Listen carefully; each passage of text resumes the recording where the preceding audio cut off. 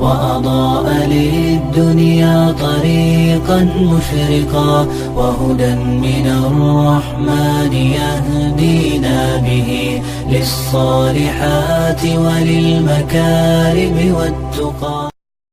السلام علیکم ورحمۃ اللہ وبرکاتہ. بسم اللہ الرحمن الرحیم. الحمد للہ جلیل النعم باعث الہمم ذی الجود والکرم والصلاة والسلام علی خیر الامم نبینا محمد وعلی آلہ وصحبہ اجمعین. اما بعد، رب اشرح لی صدری ویسر لی امری واحلل عقدۃ من لسانی یفقہ قولی. شروع کرتی ہوں اللہ کے نام سے جو بڑا مہربان نہایت رحم کرنے والا ہے. انشاءاللہ آج کے درس نمبر 171 میں سورۃ القلم آیت نمبر 23 سے آیت نمبر 27 تک کی شرح اور ترجمہ سماعت فرمائیں گے. تو شروع کرتے ہیں. اعوذ باللہ من الشیطان الرجیم. فانطلقوا وهم يتخافتون. کلمت فانطلقوا میں یہ الف ہے لیکن یہ حمزۃ وصل ہے. ہم حمزہ کو ظاہر نہیں کریں گے. فا کے بعد حرف نون پڑھیں گے کیونکہ یہاں نون ساکن ہے. پھر حرف تو ہے. تو حروف الاخفاء میں سے ہے اور اخفاء کا معنی ہے چھپا دینا. لہذا ہم یہ نون ساکن کو چھپاتے ہوئے اور غنہ کے ساتھ یہ حکم کو ادا کریں گے. کیونکہ تو حروف تفخیم میں سے ہے اور غنہ اپنے اگلے والے حرف کا حکم لیتا ہے تفخیم میں اور ترقیق میں. لہذا ہمیں یہ غنہ کو بھاری آواز میں ادا کرنا ہے. فانطلقوا. حرف الطا کو ہم موٹی آواز میں پڑھیں گے اور قاف کی ادائیگی زبان کے جڑ اور تالو کے نرم حصے سے ہے.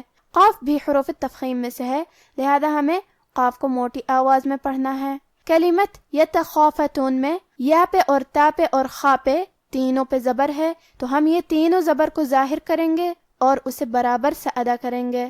خا کی ادائیگی حلق کے اوپر والے حصے سے ہے. خا حروف تفخیم میں سے ہے تو ہم یہ حرف کو بھاری آواز میں پڑھیں گے اور کیونکہ اس کے بعد مد الف ہے، مد الف اپنے پیچھے والے حرف کا حکم لیتا ہے تفخیم میں اور ترقیق میں. لہذا ہم خا کو اور مد الف کو دونوں کو بھاری آواز میں پڑھیں گے. یتخافتون. فانطلقوا وهم يتخافتون ألا يدخلنها اليوم عليكم مسكين. کلمت ان کے آخری میں نون ساکن ہے. پھر حرف اللام آتا ہے. کلمت لا، لام حروف الادغام بغیر غنہ میں سے ہے اور ادغام کا معنی ہے حرف کو حرف میں داخل کرنا. لہذا ہم حرف نون کو لام میں ملا کے بغیر غنہ سے لیکن تشدید کے ساتھ یہ حکم کو ادا کریں گے. اللہ. کلمت یدخلنہا، یہاں حرف دال پہ جزم ہے. ہمیں دال کو قلقلہ سے پڑھنا ہے اور قلقلہ کا معنی ہے حرف ساکن کو ہلانا. لہذا ہم دال کو ہلاتے ہوئے یہ کلمہ کو پڑھیں گے. یدخلنہا. خا کو ہمیں موٹی آواز میں پڑھنا ہے اور کیونکہ اس پہ پیش ہے تو ہم پیش کو ظاہر کریں گے. نون پہ تشدید ہے لہذا ہمیں دو حرف کے برابر نون کو پڑھنا ہے کیونکہ تشدید کی اصلیت دو حرف ہے. جیسا کہ یہاں حرف نون ہے تو یہ دو نون ہے، نون ساکن اور نون متحرک. یدخلنہا. کلمت الیوم میں میم پہ زبر ہے لہذا ہمیں زبر کو ظاہر کرنا ہے. کلمت علیکم میں عین کو ہم حلق کے درمیان والے حصے سے پڑھیں گے. آخری میں میم ساکن ہے. پھر حرف المیم آتا ہے. کلمت مسکین، میم حروف الادغام میں سے ہے لہذا ہم پہلے میم کو دوسرے میم میں ملا کے ایک ہی میم اور تشدید کے ساتھ پڑھیں گے.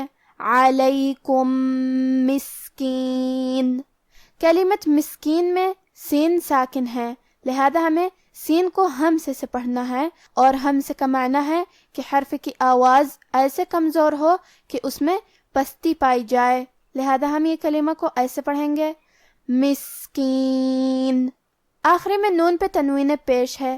اگر ہم یہ آیت کو اگلی آیت کے ساتھ ملا کے پڑھے تو حرف الواو کلمت وغدو دوسری والی آیت میں حروف الادغام میں سے ہے. لہذا ہمیں یہ حکم کو غنہ اور تشدید کے ساتھ ادا کرنا ہے.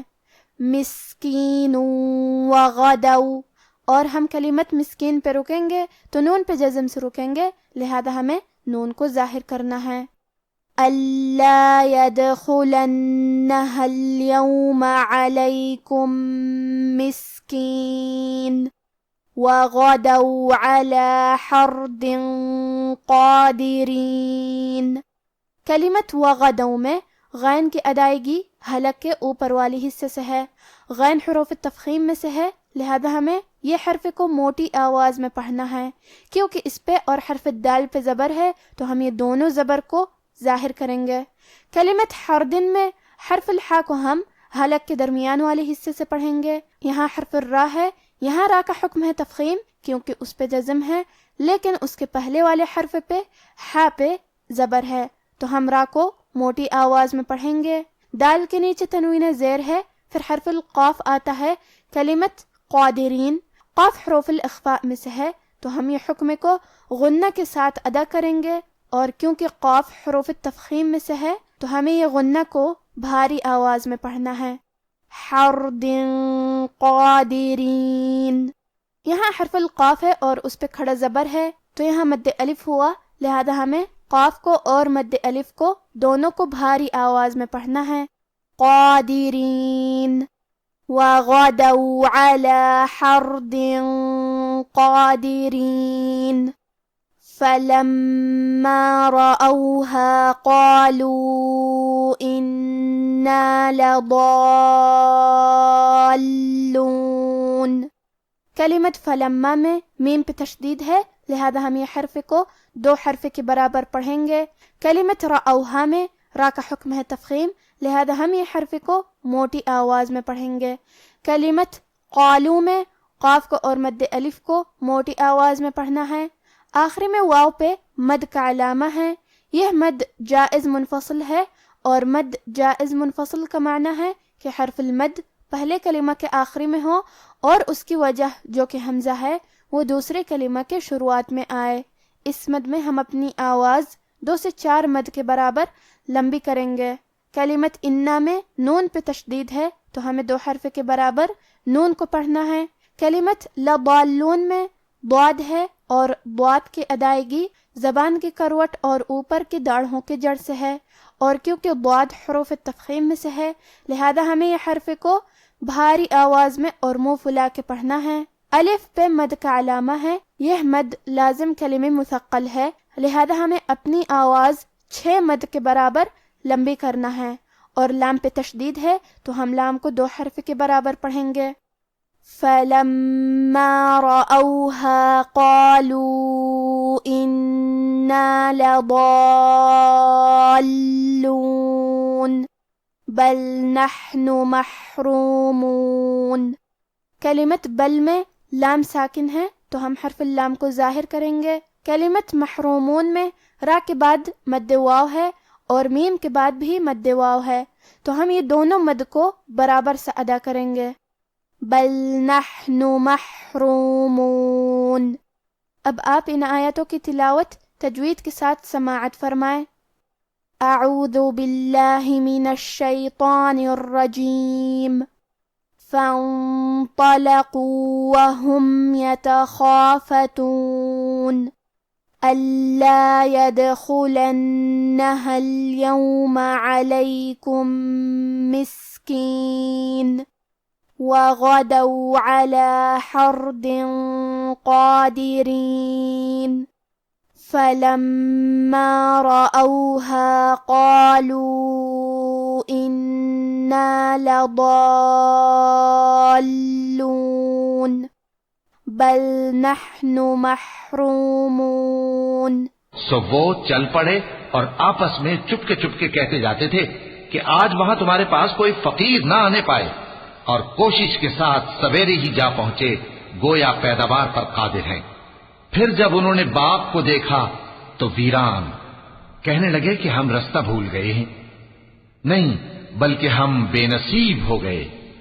آج کا ہمارا درس یہیں ختم ہوتا ہے۔ وآخر دعوانا ان الحمد للہ رب العالمین، والسلام علیکم ورحمۃ اللہ وبرکاتہ۔